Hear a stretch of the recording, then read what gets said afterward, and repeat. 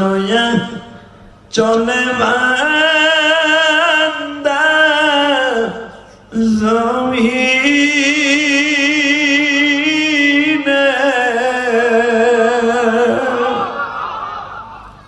আশা সবই রয়ে যাবে জমিনে সকল আশা পুড়াবে জান্নাতে আল্লাহু আকবার সুবহানাল্লাহ সকল আশা পুড়াবে জান্নাতে মাওলার সাথে দেখা যেদিন হইবে বাজানরে আল্লাহর সাথে দেখা করার নিয়ত যদি তাইকে থাকে তুমি পাঁচতলায় ঘুমাও আর গাছতলায় ঘুমাও কে 1 লাখ টাকার খাটে ঘুমাও কে বাবা 500 টাকার চকিতে ঘুমাও কে আবার একটা খেতায় বালিশ দিয়ে ঘুমাও এখন তুই মোটা পানি দিয়ে আমার মাওলারে বুঝে রাখো আল্লাহ দুনিয়া ছাইরে যাব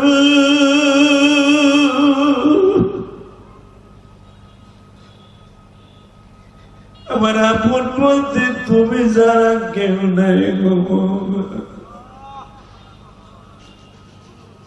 আমার চরমনের পাগল ভাইরা উজানের মাঠে যাইয়া দেখো কেমনে উজান পানির মতো লাফায় উজান পানিতে জানলে বাবা চালা ফুটি লাফায় আল্লাহর পাগল গুলি সেইভাবে লাফায় গো বাবা তোমরা আমার মাওলারে দেখায়া দিও মাওলা তোমারে পাইবার জন্য মাহফিলে আসছি তোমারে কি একটা বানের জন্য পাবো না ইমাম মালিক রাহমাতুল্লাহ আলাইহি আল্লাহকে যখন দেখতো বাবা শরীরের মধ্যে একটা ঝাঁকি দিয়া মাওলারে বুঝায় কয় এই দুনিয়া থাকার জায়গা না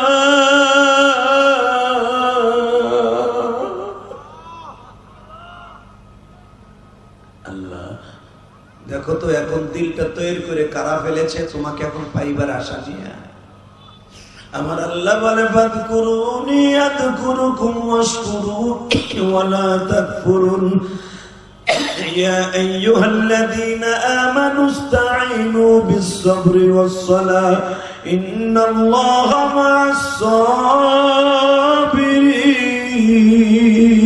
মা'আস-সাবিরিন আহা এটা আমার কথা না আল্লাহ কি কয় শোনেন এ বান্দা তুই আমার শ্বাস হ্যাঁ আমার শ্বাস তুই পৃথিবীতে তোর মার কাছে দুধ চাওয়া পাওয়ার আগে আমার পায়ে যাবে জোরে জোরে জোরে জোরে তোর মার কাছে দুধের পিছনে রাখছে দুধ চাইতে আসছ তোর মায় দেয় না কাজে ব্যস্ত আমি আল্লাহ এমনই দরদি তোর মা তোর বালিশের পাশে আসার আগে আমি হাজির হয়ে যাবো ঠিক না ঠিক জোরে কর আরো জোরে এখন কার মা আমি জানি না এই মাহফিলে কার মা নাই কার বাবা নাই তবে আল্লাহর যদি একটা লাভ দিয়ে দেখাইতে পারো আল্লাহ আমি একটা মা হারা সন্তান আমি একটা বাপ হারা সন্তান আমার সন্তান একদিন বাপ বাপকে কাঁদবে আমি যদি না কাঁদি আমার সন্তান একদিন কাঁদবে না এই নিয়ত করে যদি তুমি কাঁদতে পারো আমি আল্লাহকে সাক্ষী রেখে বলছি তোমার সন্তান একদিন এরকম ওয়াজে বসে কাঁদবে আল্লাহু আকবার বলেন তো যুবক ভাই আমি তোর পাও তুলে ধরছি দুনিয়া থাকার জায়গা না ঠিক না ঠিক থাকতে পারবে সিস্টেম আছে নাই নাই আজকে ফেসবুকে একটা জিনিস দেখলাম একটা ছেলে তার বাপের ঘরে আসার দিতেছে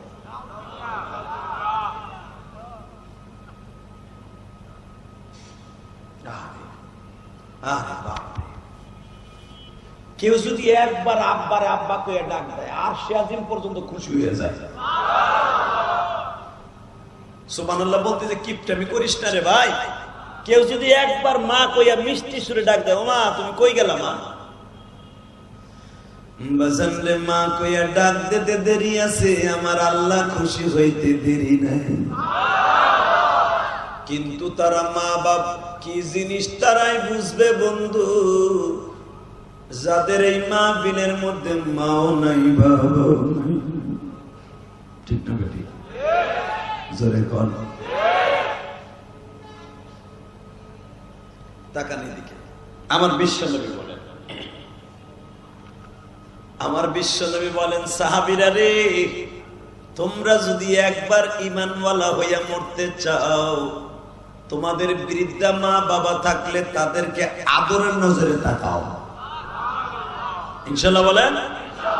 এখানে অনেক ছেলে আছে ফ্যাক্টরিতে চাকরি করে অথবা অটো রিক্সা গাড়ি চালায়, রিক্সা চালায়, পায়ে চালায়, 20-25 হাজার টাকা মাসে যা কামায় মা বাবার জন্য কিছু রাইখে দেয়। ঠিক না বেঠিক?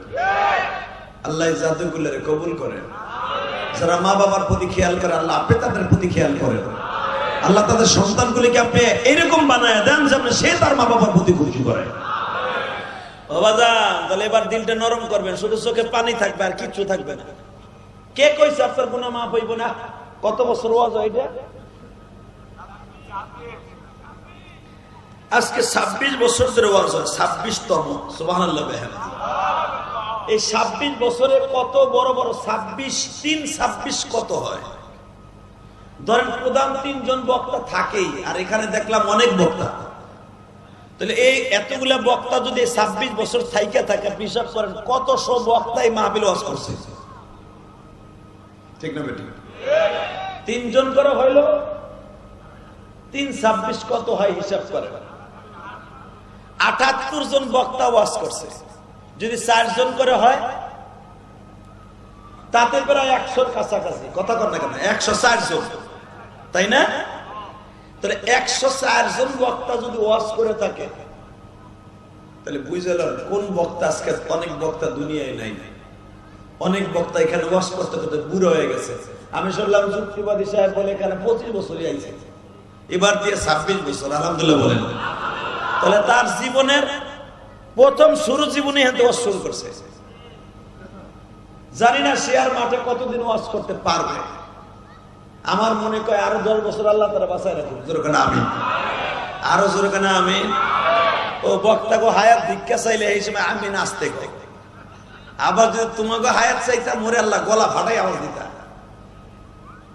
এ যুবক মনে রাখো, ওয়াজ করতে করতে বেটায় বুড়ো হয়ে গেল।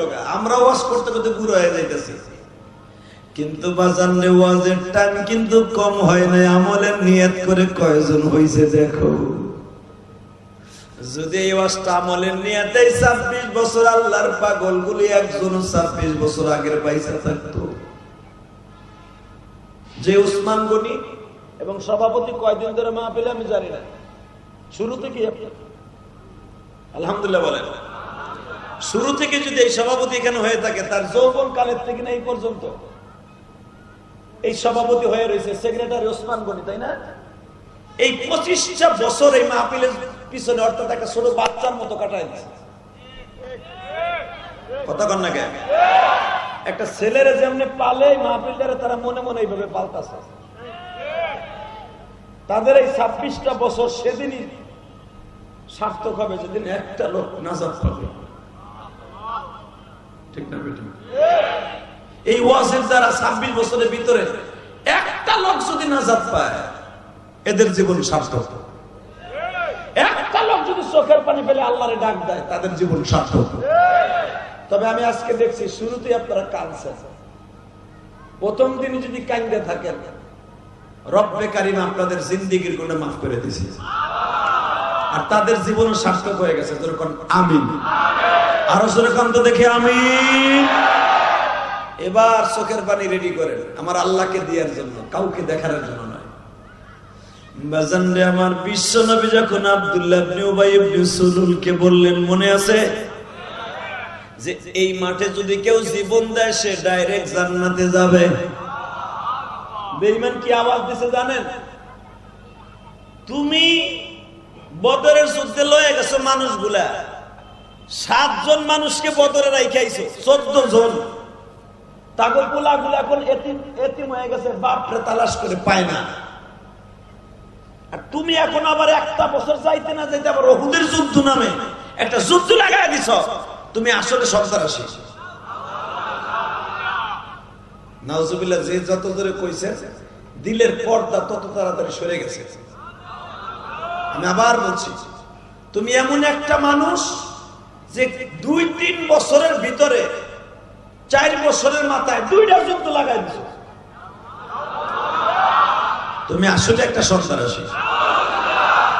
আপনাকে মসজিদের ইমাম সাহেব যদি 4 বছরের চাকরির ভিতরে 3 বার খালি কমিটির ভিতরে মারামারি লাগে, এলাকার ভিতরে খুন খারাপি লাগে, আপনি তারে কইবেন আপনি মেয়ে ভেজাল।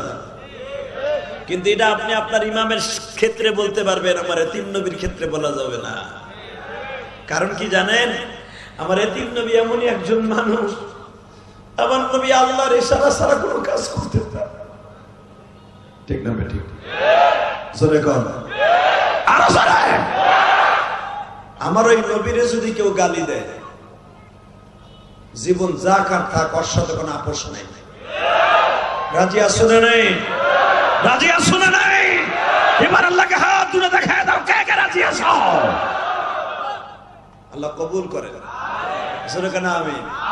এই হাত গুলাই কবুল। জোরে কেন আমিন? বাজান রে, এবার আমার নবী বললেন, ঠিক আছে তুমি যদি যাইতে চাও একা যাও। আব্দুল্লাহ ইবনে উবাই ইবনে সুলুল বললেন, আমার বংশের সবাইরে লয়ে যাব, একজন আমি তুইয়া যাব না তোমার সাথে মরার জন্য। আমার নবী বসে পড়লেন, যেখানে বসে পড়ছিলেন এখন সেখানে একটা মাদ্রাসা, যেই মাদ্রাসাটার নাম হলো মাদ্রাসায়ে আব্বাসিয়া।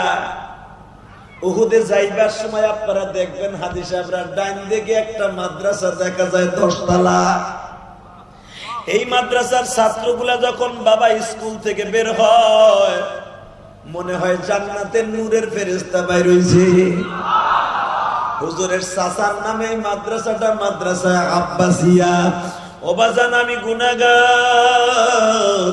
2014 সালে যখন আল্লাহ আমাকে নেন, আমি তো 2004 সাল থেকে হজে যাই গো বাবা। আল্লাহ প্রতি বছরই তো হজে নেয়, এই 2 বছর করোনার কারণে যাইতে পারি না গো বাজান। আপনারা যদি হজে যাইতে চান, এখন 2 নয়নের পানি দিয়া ওই মাদ্রাসার কথা মনে করে কাইন্দ গো বাবা। আল্লাহর বুঝায়া কওয়ানি, কত মানুষ হজে যায়, আমরা যাইতে পারি না। কত আলেম ভাইরা হজে যায়, আমরা যাইতে পারি না। একটা বার কি তোমার মায়া লাগাইয়া লয়ে যাইতে পারো না?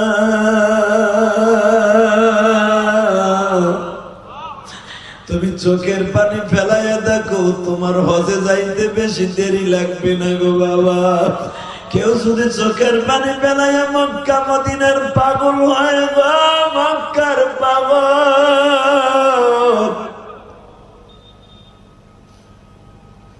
সালমান ফারসি রাদিয়াল্লাহু তাআলা আনহু বাজারে অনেক বছর বেঁচে ছিলেন জমিনে। যেই সালমানের সিদ্ধান্তের উপরে বাবা কোরআনের সূরা নাযিল হইছে, সূরা আহজাব। এই সালমান বাজান 50 বছর ধরে আমার নবীর মতো একজন শিক্ষক খুঁজতেছে। যেই পাত্রীর কাছে যায়, সেই পাত্রী বলে, আমরা বেশি ভালো না, তুমি যদি ভালো শিক্ষক চাও, নবী মুহাম্মদ নামে একজনকে তালাশ করে নাও। সালমান ফারসি 50 জন শিক্ষকের কাছে গেছে আমার নবীরে বিশ্রাইতে। ও বাজান, বিশ্রাইতে বিশ্রাইতে বিশ্রাইতে বিশ্রাইতে বাবা অনেক বছর পর্যন্ত চলিয়ে গেছে। পারস্য থেকে বিশ্রাইতে বিশ্রাইতে তালাশ করতে করতে মদিনায় এসে গেছে। সালমান ফারসি একজন পাদ্রীর কাছে শুনছে, এই শহরে একজন রহমাতের নবী হিজরত করবে, যার চেহারার মধ্যে এত বরকত, একবার দেখলেই গুনাহ মাফ হয়ে যাবে। ওই লোকটারে দেখলে ক্ষুধা লাগবে না। ওই লোকের 2 ঘাড়ের মাঝখানে একটা মোহরে নবুয়তের সিল থাকবে। কেউ যদি জীবনে একটা বার ওই সিলটা দেখতে পারে, ওই মানুষটার জন্য জাহান্নামের আগুন হারাম হয়ে যাবে। ও নবীর আশেক ভাইরা, এখন প্রমাণ হয়ে যাবে। নবীর একজন সাহাবীর নাম ছিল বাজার। নবীর পাশে বসে একদিন শীতের মৌসুমে কথা বলতেছে, বাজার রে, আমার নবী যে ছুরি ব্যবহার করতেন, লাঠি অথবা চামড়ার বেল, ওই লাঠিটা উঠানের সাথে সাথে ওই সাহাবীর পিঠের উপরে লাগিয়ে গেছে।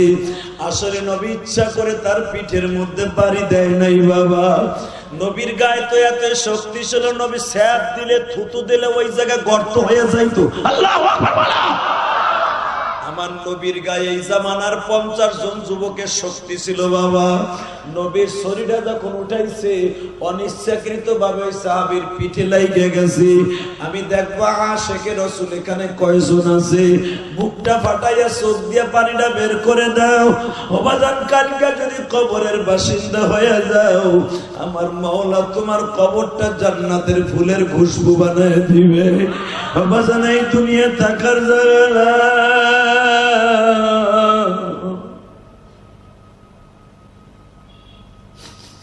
যখন ওই সাহাবীর পিঠের মধ্যে শরীর বাড়ির আঘাতের চিহ্ন লেগে গেছে, ওই সাহাবী জামাটা খুলিয়ে গায়, নবী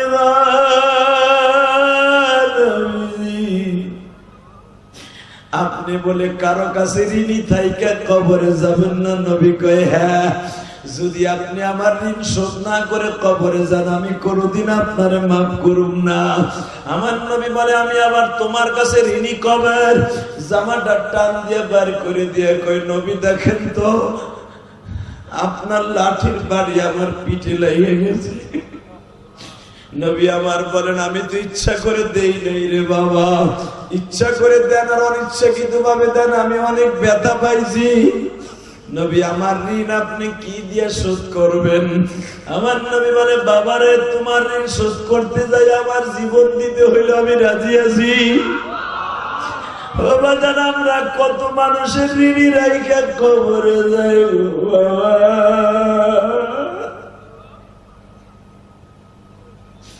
একজন মালিক তার কর্মচারীদের কত ঋণী রাইখা কবরে যাও। নবী আমার বলে, কারো একটা টাকা ঋণী রাইখা যদি কবরে যাও, কিয়ামতের মাঠে আমার আল্লাহ তার সব নেক আমলগুলা দিয়ে দিতে হবে একটা ঋণের জন্য। ও আমার ভাইরা, তোমরা বুঝিয়া শুনিয়া চলিয়া গো বাবা। বান্দার হক কিন্তু সিরিয়াস হয়ে যাবে গো বাবা। এখন শুধু মনকে বুঝাও, আমার মনটাও তো একদিন চলিয়ে যাবে, আমার মনটাও তো একদিন শেষ হয়ে যাবে। হে যুবক, তুমি দেখো না দুনিয়ায় কত মানুষ যুবক বয়সে বিদায় লয়া যায়, কত মানুষ সকালবেলা ঘুমায় আর উঠতে পারে না বাবা। ওই ঘুমের মধ্যে স্ট্রোক করে দুনিয়া ছাইরা চইলা যায়। তুমি তো কত মানুষকে কষ্ট দিলে, একবার কি মাপ পাওয়ার সুযোগ পাইছো? এই মাহফিলের থেকে মাপ চাইয়া কবরে যাইও, আল্লাহ তোমাদের মাফ করে দিবে। আল্লাহুম্মা আমিন। হুজুর, আপনি দেখেন কেমনে আমার একটা বাড়ি দিছেন, জামাটা টান দিয়েই দেখে বাবা বেতের বাড়ির মাঝখানে দাগ হইয়া খালের মতো হইয়া রয়েছে। আমার নবী হাতটা চাইবা ধরে বলে, বাবা তোমার হাতের এই লাঠির বাড়ি দাগ মিটাইতে যাই আমার কি হতে হবে বলো? ওই সাহাবী বলে, আপনি আমার যেমনি বাড়ি দিছেন আমি আপনার বাড়ি দিব। আমি বাড়ি না দিলে আমার মনের তৃপ্তি মিটবে না। আবার নবী বলে, তুমি আমারে বাড়ি দেবে, এই যে জামাটা উঠাইলাম বাড়ি দাও, পিঠটা পাইতা দিলাম বাড়ি দাও। সাহাবী বলে, আপনি যখন আমারে বাড়ি দেন, আমার ওই পিঠের মধ্যে কোনো কাপড় ছিল না। নবী আমার বলেন, ঠিক আছে, আমি জামাটা উঠাই দিলাম, তুমি আমারে বাড়ি দাও। বলে না, আপনি যখন আমারে বাড়ি দেন, আমার সামনে অনেক ভাইরা ছিল, ছাত্র ভাইরা ছিল, অনেক লোক ছিল, তাদের সামনে আমারে বাড়ি দিছেন। নবী আমার বলে, আপনি কি তাদের সামনে আমারে বাড়ি দিয়ে ঋণ মুক্ত করবেন? কয় হ্যাঁ। সাথে সাথে বলে, আপনি কোন সময় বাড়ি দিবেন? বলে, আমি অমুক দিন আসরের পরে আপনারে বাড়ি দিব। অনুষ্ঠান করে বাড়ি দিব, আপনি আমার অনুষ্ঠানের মধ্যে বাড়ি দিয়েছেন। আল্লাহু আকবার বলো। ও আমার আশিকে রাসূল ভাইরা, এইটা কি সহজে সহ্য করা যায় রে বাবা? যখন বলছে আমি আপনারে মজা করে বাড়ি দিব, মানুষের সামনে বাড়ি দিব, এই কথাটা হযরত ওমরের কানে চলে গেছে।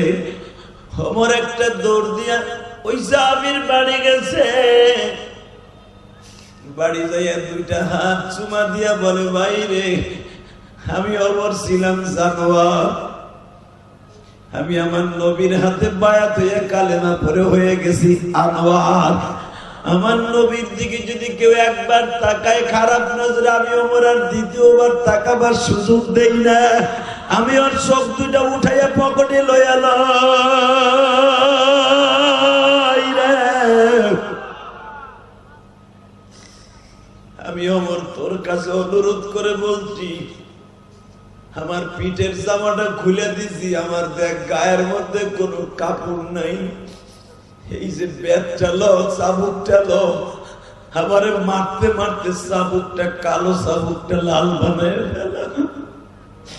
তবু আমার এতিম নবীর কাছে একটা বাড়ি দিস ভাই, একটা বাড়ি দিস।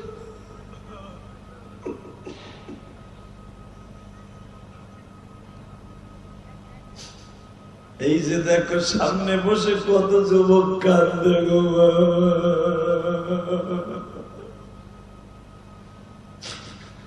আল্লাহ, আপনি এই মদনগঞ্জের দিকে তাকান, কত যুবক এই মাহফিলে আছে, মা বলে ডাক দিতে পারে না।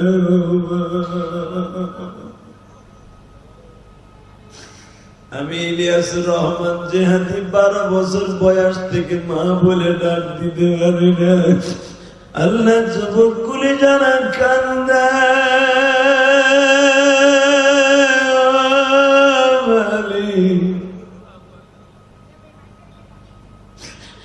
এদের জীবনের গুনাহ কি তুমি রাইখা দিবা জমা?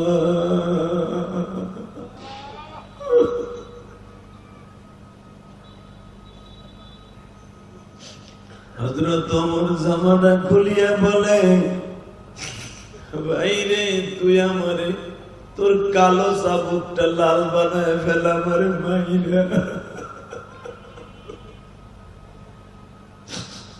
ওই সাহাবী বলে, সুযোগ সব সময় আসে না, আমি বাড়ি লাগছে আমার নবীর হাতের, আমি কেন তোমারে বাড়ি দিব?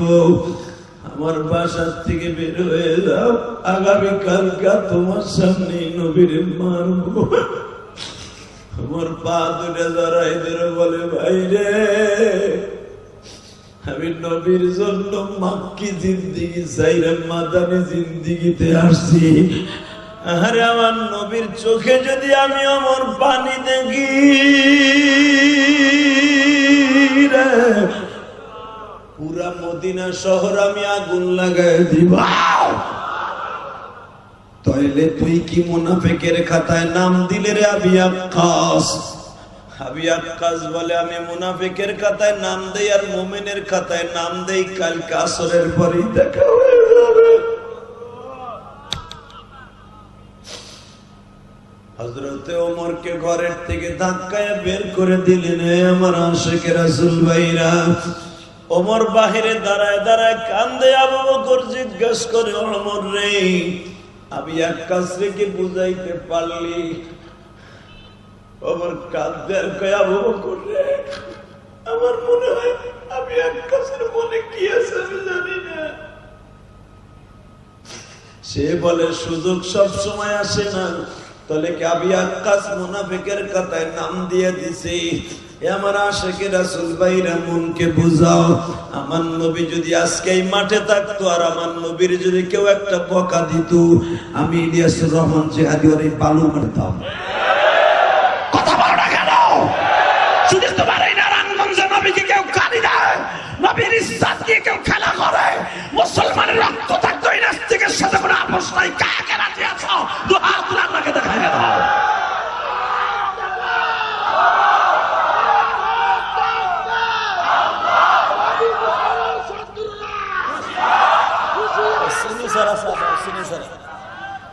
এ যুবক ভাইরা ভালো করে বুঝো, এখন দিলটারে নরম করো।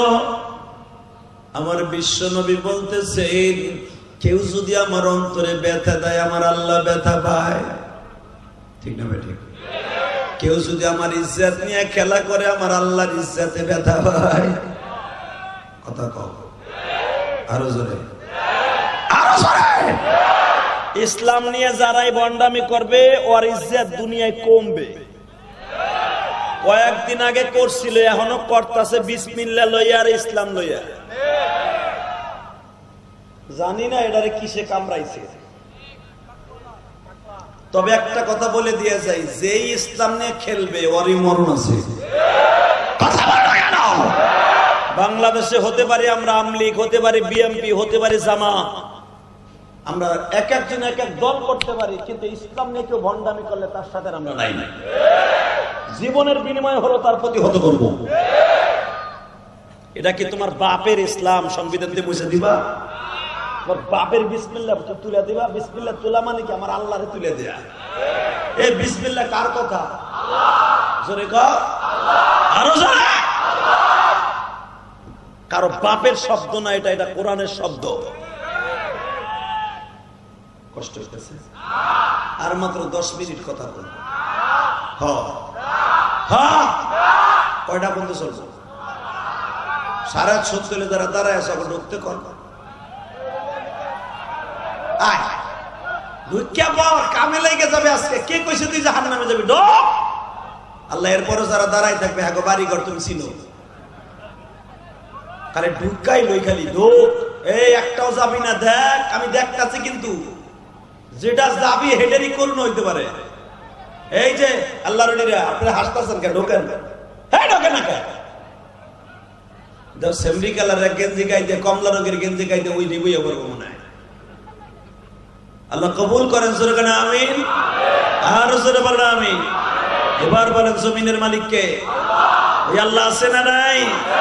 এবার প্রমাণ হয়ে যাবে মুসলমানের পোলা। সব জিনিস নিয়ে খেলা করা যায় না। এই কারেন্টের তার ধরে আছে, সর্বপ্রথম কারেন্ট আবিষ্কার করছে। কারেন্ট যেই ভদ্রলোক জীবনের প্রথম কারেন্ট আবিষ্কার করছে, বিদ্যুৎ, উনি মনে করছে আমি বানাইছি, আমি এটা টেস্ট করে দেই। ইতিহাস পড়ে দেখো, উনি ফাইনাল হয়ে গিয়েছিলেন।